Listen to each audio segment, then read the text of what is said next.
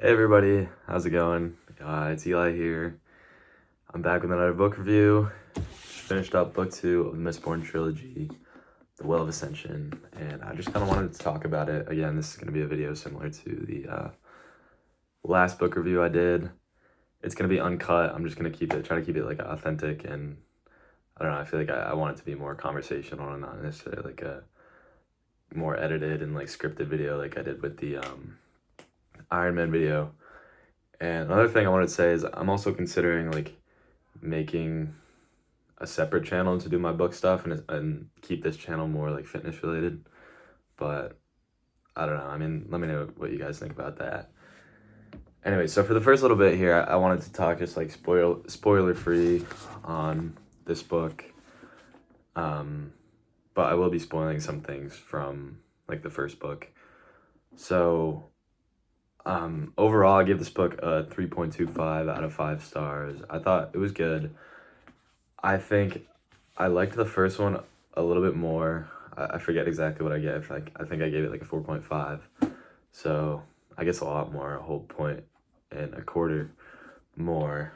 That's not to say I was disappointed by this book. I just think the vibe of the first book, where we have Vin is like a naive like thief, like fending for herself, and how she grows to be a powerful like Alamancer, and the threat of the Lord Ruler was so present and so kind of thrilling to experience that.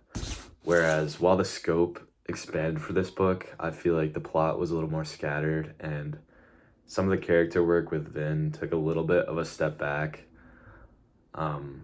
And I wasn't necessarily thrilled with how that worked out. But I do think there are a lot of places where Sanderson really excelled in his character work, especially with Elend, and a lot of the world building stuff really carried this book. Like I said, the scope expanded, and I was really happy to see some new places in, I think Scadrial is the name of this planet. So some new places, and kind of learned some more about the whole Well of Ascension thing going on here. I'm also gonna be referring to my notes a little bit, so sorry if I'm glancing up here. That's what's going on. Yeah, so I really loved Elend by far was my favorite character in this book, and then we like Tindwyl. I think that's how you pronounce it.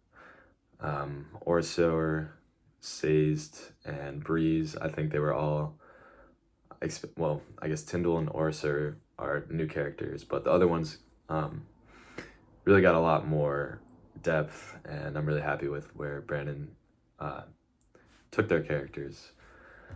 Oh, another thing I wanted to mention before going to spoilers, I think the villains were not nearly as threatening. I think Vin was like a little bit too overpowered in this book. It didn't really seem like there was a real force that was capable of stopping her. Like at no point was I like, oh, Vin could lose to this, you know? Whereas the Lord Ruler in the first book, I was like, how in the world are they going to be, like, this man is immortal, how are they going to beat him? But the whole time in this book, I was like, oh, Ben can easily just kill this person, do this, you know? Okay, anyways, so I'm going to get into some spoilers here. I hope that bit was spoiler free. I'm pretty sure it's spoiler free, but so first I'm going to go into the plot. So I gave the plot a 3 out of 5 stars. So like I said, there were lots of subplots going on here. I think there's like, you could probably group it up into 4 plots. So there was the Well of Ascension plot, which is like the world building stuff with Sazed, sorry if I'm saying the name wrong, and Marsh and Tindwyl and their studies regarding the Well of Ascension, the Hero of Ages, with like the rubbing. And then there's also the Siege plot, which I honestly expected to be like just like the first part of the book, because honestly the first chapter is, oh, there's an army outside of Luthadel, what do we do? And I'm like, okay, this will be dealt with, and then we'll get into like some of the other world building stuff, and that'll be more like prevalent. But no, that was pretty much the entirety of the book. But honestly, I did enjoy it. And then there was also the Khandra infiltration, or not infiltration, what's it called? Like there's a sorry, I'm blanking on the word. There's a person who was it's an imposter is the word.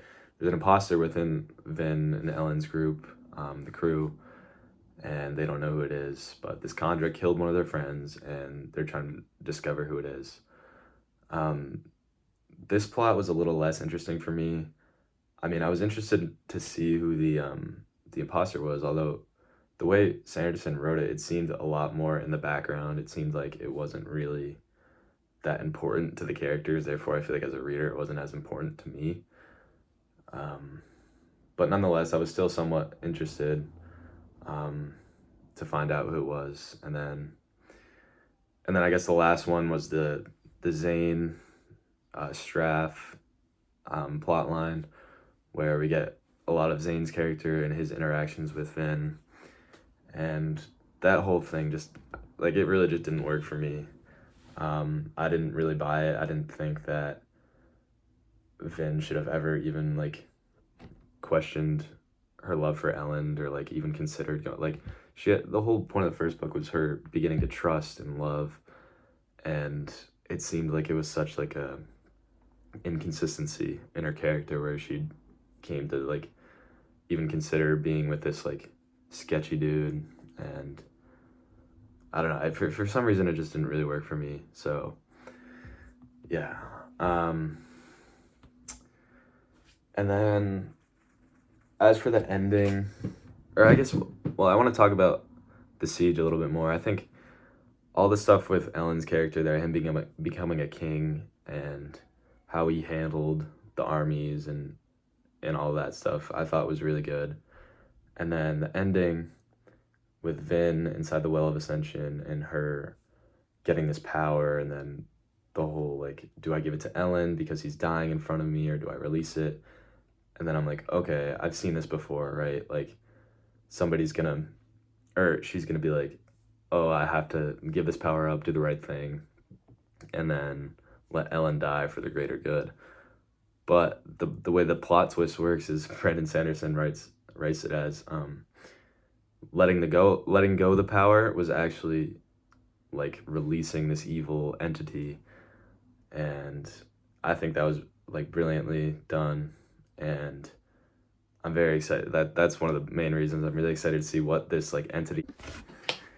Okay, so I know I said I wasn't gonna cut it, but my storage was full on my phone, so I apologize. Hopefully it doesn't happen again. So I think I was talking about the ending and how it was captivating to me, like, the entity that was released.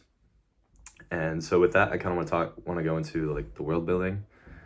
So for me personally, this was the greatest part of the book. I thought I gave it a 4.5 out of 5. So I thought this was excellent.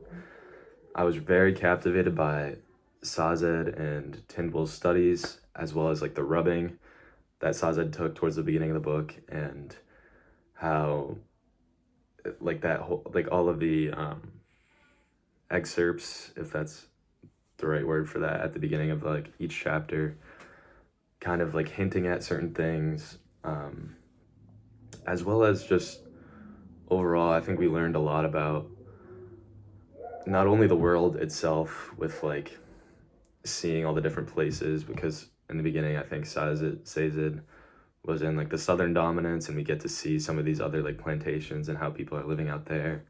But we also get to learn a lot about, like, the Kolos, as well as the Khandra, and there's a lot of things that become, like, we get a lot of reveals throughout, and I think everything was just very interesting to me. I think the Kolos idea was super fascinating, how their skin doesn't grow, but they themselves grow, but their skin stays the same. So at the beginning of their life, when they're smaller, it's, like, super folded, but as they get bigger, it becomes, like, super stretched, and they get just, like, huge, and it's, like, all torn up. And I just thought that was really fascinating. So yeah, I think the world building was definitely the best part of the book. As I said before, I'm really looking forward to seeing what happens next with this entity that's released. And yeah, that's all I have for that. Hopefully I didn't miss anything I wanted to talk about. But okay, so with that, I want to go into characters. Characters, I gave it 3 out of 5. I know I gave other things a 3 out of 5, but I think out of everything, this is the category where I think there are things that are the weakest. But there are also some very strong things, so that's why I kind of balanced that out as a 3 at like about average. But so I kind of want to start off on a higher end, a little bit of a more positive note. Like I said, Ellen's character I thought was amazing. I think his unwavering morals and his growth throughout this book was very amazing. Sorry for using that word so much. Tyndall's relationship with Ellen, teaching him to become a king, and really just seeing him come out of his shell and come out of his awkwardness and his questioning and uncertainty of how to lead. And for a little while there, because one of the big moments for Ellen is him realizing that he can't always like delegate power to the people, and in moments where there's such like strife and such confusion and war, etc., that he needs to take power for himself. He knows that, or he needs to realize that the things that he's doing for the people are what's best, and he can't necessarily always give them the power. And for a little while, I was a little uncertain about that, because I thought maybe this is like not the right way for Ellen's character to go, because I really loved how he was always doing what was right regardless of the result. Even when he like lost his position as king, I still really respected him and his morals. But when I think it was Jostes, I don't know how to say the name, but when he killed him, I was a little bit like, okay, I don't know if that's the right thing for Ellen to do, the right way for him to go. But then towards the end, when he like became king again, and I don't know, I feel like everything kind of made a little bit more sense, and I'm happy with the way that things ended up for him. And I really look forward to seeing how he is in the future with his new allomancy and just being like the confirmed king of the land, like for real now.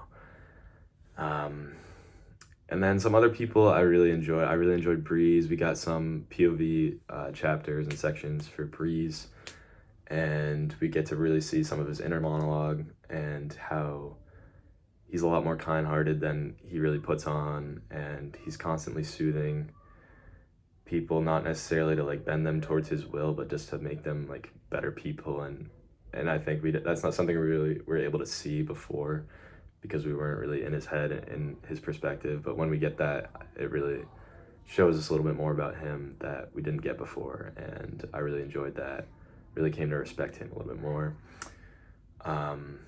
We also get Straff, who isn't necessarily the main villain. I don't even know who the main... I guess he is one of the main villains, because they're all kind of equally villainous. But he was a villain that I probably disliked the most in a good way, as in I felt the strongest about him, because he was just pretty like disgusting, with all of his mistresses, his hidden allomancers, as children. And I don't know, I didn't like him.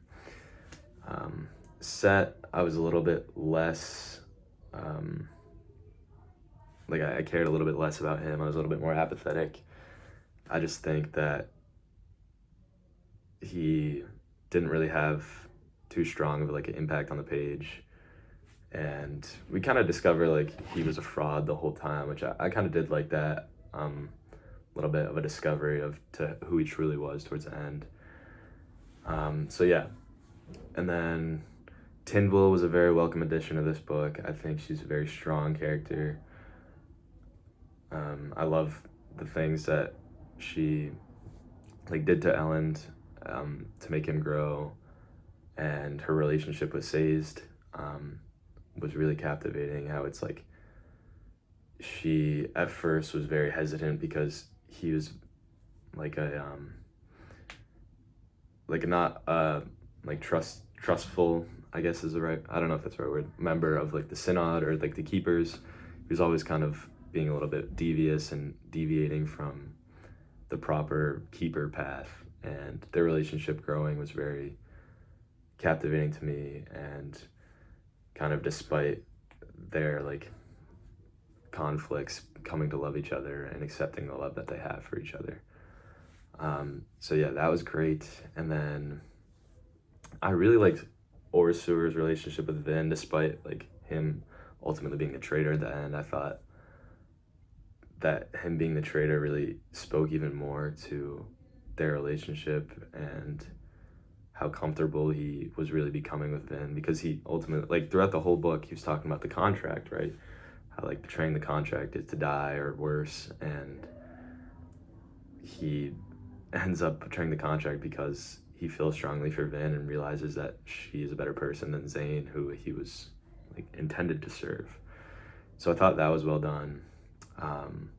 Clubs we get a little bit more of. I think he's a little bit more open in this book. I feel like in the first book he's very closed off, and I understand that that's just who his character is, but we get some moments where he opens up a little bit, and I guess death and like ultimate destruction will bring that out of someone. But I think that was well done. Ham and Doxson we don't really get much of. I think these are some of the weaker members of the crew, just in my opinion. I mean, they don't really do anything wrong, but I just don't really see too much of a I don't really care too deeply for their characters. That makes sense. And then Say's, like I said, he was very tied to the world building stuff. His conflict towards the end, where he sees Tyndall die and then loses all faith for like all these religions he's been preaching, and really just like having that uncertainty build within him and realizing like his whole life he's been a fraud. Like he stores all these religions, but he doesn't know what to believe. And I just really loved that moment of like character struggle, internal conflict, and I'm excited to see like where he goes from there in the next book. And then Marsh, I'm also very excited to see what happens with him, because he and Sazed had that conflict towards the end, that little skirmish, and he ended up like fleeing. So I'm just interested to see like what happened to him, where like why he kind of turned evil, and what his intentions are. Okay, so with that, I want to talk a little bit more about emotional impact. I'm going to keep this section brief. I gave it a 3 out of 5 stars. Like I said, there were some painful moments with Sazed and some cool like stand up and cheer moments towards the end for Vin and Elend. Vin killing Straff was probably like the hypest moment of the book. It was pretty awesome, and her like controlling the Colossus was pretty sick. But other than that, some of the things I think were intended to be more emotional, like Zane and Vin's conflict, I think just didn't really work for me. I don't know. Okay, next I want to talk about like the style / prose, I guess just like writing style overall. I didn't really talk about this in the first book, but in the first book review, but I figured it was something I should probably add to these reviews going forward.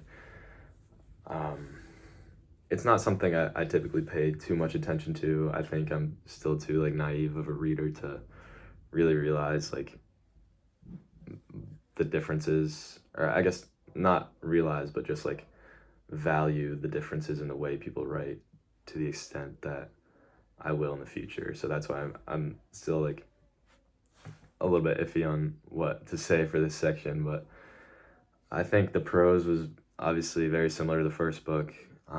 Like I said, I read The Way of the Kings in the past, and I'm not certain which I like more. I think that this is a little bit more conversational, easy to pick up and read, whereas The Way of Kings is a little bit more flat. It's not necessarily flowery, but there's just a little bit more to it, if that makes sense. A little bit more creativity with like the metaphors and stuff like that. But like I said, it's easy to read, conversational. I feel like it's rare that I can kind of just pick up a book and like instantly be like through a page, but with this, I feel like it's pretty easy to do that, which I am here for. I'm definitely not the fastest reader, so I'm always welcoming like easier reading, but not too easy, because I still do like to be challenged a little bit, and I think this is kind of like a perfect amount of challenge. And yeah, so 3.5 out of 5, can't complain. I feel like I've seen better in other books, but like I said, I'm still working on picking up differences. So yeah. Okay, so that's gonna be it to kind of conclude here. I rated this one a little bit less than the first, but I'm still really excited to finish the series overall. I've already kind of begun the Hero of Ages, and like I said, I really can't wait to see where he goes with the world building, and like how Ellen's character is gonna function now that he's an Allomancer, and also just like if there's any new metals we discover, what other world building stuff he's gonna reveal, and what this big bad entity is that Vin has freed up, and where he goes from there. So yeah, thank you all for watching.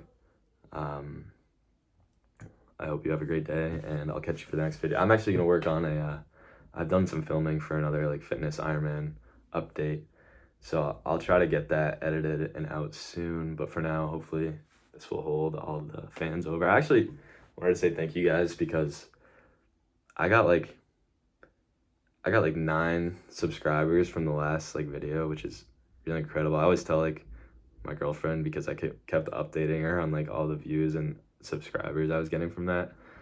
But like I think I have like 27 right now, and it's like you put 27 people in a room, like that's like a decent amount of people, you know. If I was like to talk in front of those people right now, I'd feel like my voice has a lot of power. So I wanted to say just thank you guys for listening and subscribing to the channel. I feel like it really means a lot that someone wants to listen to my voice and listen to me talk and to my message and my experiences. So thank you, and yeah, I'll catch you guys.